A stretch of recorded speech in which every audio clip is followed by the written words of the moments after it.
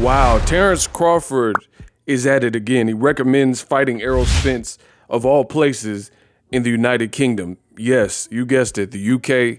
He said he would not mind fighting Errol Spence, two American fighters, in London. What up, Fight World? It's your boy Ego, and I am back with some more boxing. The best in the business is back. Listen, at this point, I've made several videos stating my points. And, you know, there's other content I've been putting out. But when it comes to Terence Crawford, especially ahead of his upcoming fight with David Avanesian now, the whole world thought his next fight could possibly be Errol Spence. We later found out through ESPN, through an announcement, that Crawford went a completely different direction. And I gotta say this quick PSA. Some people will make it like, oh, you're just nitpicking and things like that, but that's not the case. Crawford keeps doing interviews where he's saying the most outlandish things, or at least to me, my perspective. What he's saying sounds absolutely insane. So I gotta talk about it. That's how I came up in the game. I came up, you know, earning my stripes, talking about boxing and giving my opinion. So it doesn't change now. It just so happens that when it comes to these ideologies, me and Terence Crawford are very far apart regarding the Errol Spence fight. Now, what do I mean? I know the fans want to know. So the Boxing Voice, shout out to them. They did an exclusive interview and had Terence Crawford as an on-screen guest. They're like via Skype or Zoom or however they set it up. Had Bud Crawford as a special guest. And truth be told, I haven't even watched the whole interview. But the portion that I want to talk about in this video is Terence Crawford was asked a very good question by my dude Aaron, right? And he said, hey champ, you know, where was the Errol Spence fight considered? Vegas, maybe Texas, anywhere else? And Terence Crawford, I'm just gonna paraphrase because you guys can watch on TBV the original clip and the whole interview. Terence Crawford responded to that and said, you know what? I'm paraphrasing. You know what? I wouldn't mind fighting Errol Spence in London, in the UK. And this is my perspective. I'm not putting words in anyone's mouth, but it seemed as if the Boxing Voice host were like caught off guard by that and like, hey, what makes you say that? And then, you know, one of the hosts particularly, he's like, hold on. Like, I'm still on this. I'm still curious why the champ Terence Crawford feels that the UK would be the best scene for Errol Spence versus Terence Crawford. And Crawford was really standing on it, saying basically a fight in the UK makes sense for him and Errol Spence. And to me, I'm just being real with you, it sounds delusional. It sounds delusional, two American fighters fighting in the UK, and he thinks it'll do crazy numbers. Literally, there's a portion in this interview where the host is saying, hey, you think it will do well and make more money in the UK? And he says 100%, 100%. So he was saying, like, standing on it, that he truly believes he would make more money in the UK. But I can show you better than I can tell you. That's cap. And I got to give credit to the Boxer Voice because the questions were good and the follow-up was good. He's like, hold on, I got some more questions about this UK stuff. What makes you think that it'll generate more money? And there was some give and take when Crawford would say these things. He was saying like, oh, it'll make money for sure, 100%, make more money in London and the UK. And he was like, yeah, but the tickets are $25 and the $10 pay-per-view is different metrics. And Crawford was saying something to the effect of like, yeah, but when Tyson Fury fights and when Anthony Joshua fights, they fill out stadiums with 50,000, 60,000 people. And the host was saying something to the effect of, yeah, because they have less things in the UK to compete with. And Crawford was like, exactly, you just made my point. But he didn't really make your point. And I've already went over this several times on my channel that people get this completely twisted. They're looking at numbers and they're seeing large crowds and energetic crowds, and they think that translates to dollar signs and gross profit and live gates and stuff, and it's really inaccurate. For example, Canelo Alvarez, payday, you want payday? I know that when he fought Billy Joe Saunders, he fought him in Texas. and he had this pretty big Eddie Hearn, paid for walkout, ring walk. It was pretty elaborate. And they said it was 66,065 tickets sold, right? They truthfully said it was 71,000, and they said they broke Muhammad Ali's record. But you guys see on the screen, Canelo Saunders in Texas with 66,000 plus people in attendance. His live gate only generated $9,002,920. So basically $9 million with that many people in the building. So Canelo, a star in boxing, had 66,000 people in one building, and it only did 9 million. And I say only lightly because it's still a good live gate, but given how many people were in the building, that shows you that the tickets were cheaply priced. And a lot of it was like, upper seats and things like that, because that's with 60. So you have 66,000 plus people, and that's not Canelo's best live gate, but that's his best attendance that he's ever done that I can recall. And that's with 66,000. You see right here, Canelo fought Kovalev, and it says another live gate disappointment. This fight again took place in Las Vegas, which is the fight capital. And you guys see it on the screen. Canelo fighting Kovalev at the MGM was considered a live gate disappointment based on how much they have to pay Canelo. And off of 10,005 tickets that were sold, he generated $8,173,920.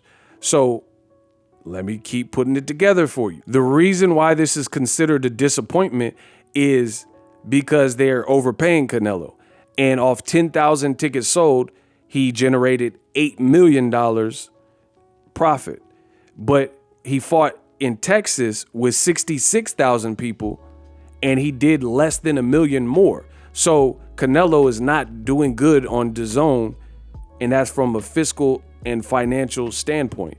Because how do you have 10,000 tickets sold and you generate $8.1 million, and then when you fought in Texas with all those people, 66,000 people, you only made less than $1 million more, right? So that's where people get confused in boxing, and they think they're spitting like Terence Crawford, but the numbers aren't adding up. You sold 66,000 tickets to make $9 million. That's not good. You sold 10,000 tickets in Vegas, where you can charge, and as tourists, you can charge more money. And even though you only had 10,000 people in the building, you made 8.1 million. So that's not that far off, but there's a ton more people. That's what Eddie Hearn, a British promoter, did with Saunders to make it look like the Canelo fight was big. But men lie, women lie, numbers don't. So these are UK tactics to get the building full, which looks good on camera, but at the same time, the revenue is not astronomical. Now, I know the example that I gave you was in the States with Canelo in Texas, but it applies no matter where you put it. So using Terence Crawford's logic, let's look at it. A heavyweight fight with Wilder and Joshua, the second fight, did basically 17 million in Vegas at the live gate. The final gate was 16,916, right? So 16.9. So that was with significantly less people than some of those UK fights, like probably 16,000 people, and it generated $17 million. So you mean to tell me Joshua versus Carlos Takam, which was at the Principality Stadium, and it had 70,000 fans, you think that fight made more than Wilder Fury did in Vegas, part 2 and 3? Absolutely not. So again, it's quality over quantity. It's not just about the amount of people in stands and fireworks and pyrotechnics and how it looks. It's about the almighty dollar. And that's what it always comes down to in business.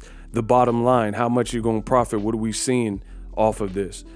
So Crawford is way off the mark by saying that he'll make more money with Errol Spence, 2 non-British fights. Because even if you think the UK crowds are great, neither one of you guys are from the UK. So why on earth would the fight take place in the UK? These things make no sense. And it makes even less sense because Crawford, this is the same individual who says that he went to BLK Prime and he wants to be the fighter that's behind the scenes in the negotiations, but it's very apparent and clear that he was like, oh, I want to talk to Al Heyman. This is the guy that wants to be, you know, behind the scenes negotiating the deal. But it's apparent by the statements you're making and the fact that you said you think Errol in the UK generates more money than in Vegas, that you don't understand the business of boxing as greatly as you think you do. And you can try to stand on it, but in my opinion, TBV was giving you the answers and you just refused to listen to it. So it just kind of reminds me of what Sean Porter said about Crawford. He's the most stubborn person. For whatever reason, he's not understanding these processes and he's trying to reinvent the wheel. And I mean, there's a difference between stubborn and stupidity. Like, you can not listen to what people are saying, even though it makes perfect sense, and then just act oblivious and omit certain things. But what he's saying is not true. Again, there's plenty of UK fights where they have, like, for example, Tyson Fury had a bigger crowd in his most recent fight with Derek Chisora. This was a third fight that no one really wanted to see, right?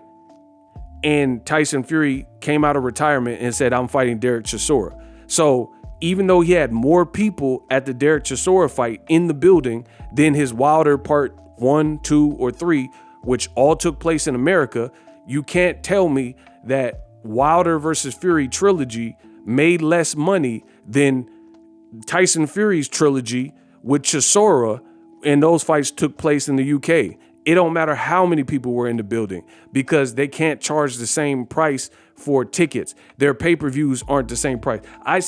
I've been in boxing for a while. I see UK fans complain when the price goes from £7 to £12.95. And they're like, oh, this is outrageous. I got to pay for DAZN and Sky Sport. They're mad at stuff like that. We're getting hit over the head in America, $75, $80, $100 sometimes on pay-per-views. And it's not just boxing. It's the UFC.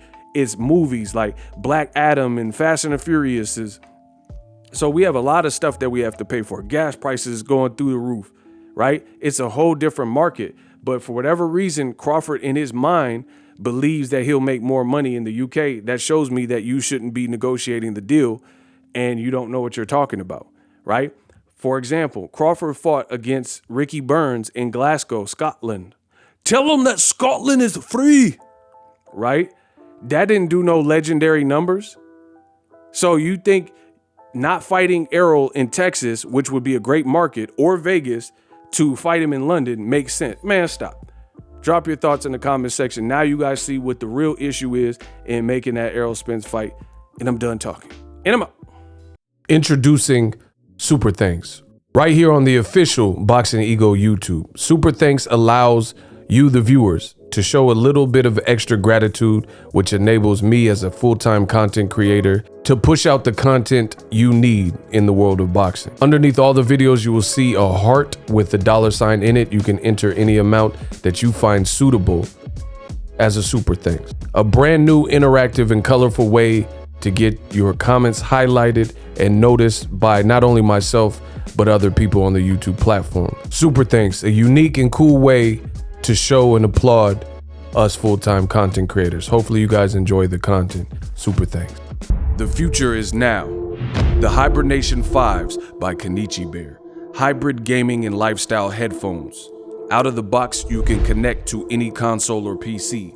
Bluetooth ready with a low latency USB adapter, color RGB, and extreme bass mode.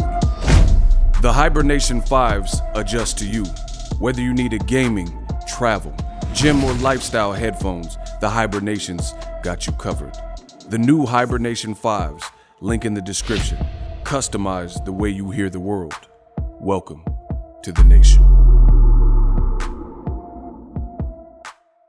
Are you tired of your YouTube videos not getting any views? Well, consider TubeBuddy. I've used TubeBuddy for years to scale up my YouTube channel. Now we're sitting over 200,000 subscribers.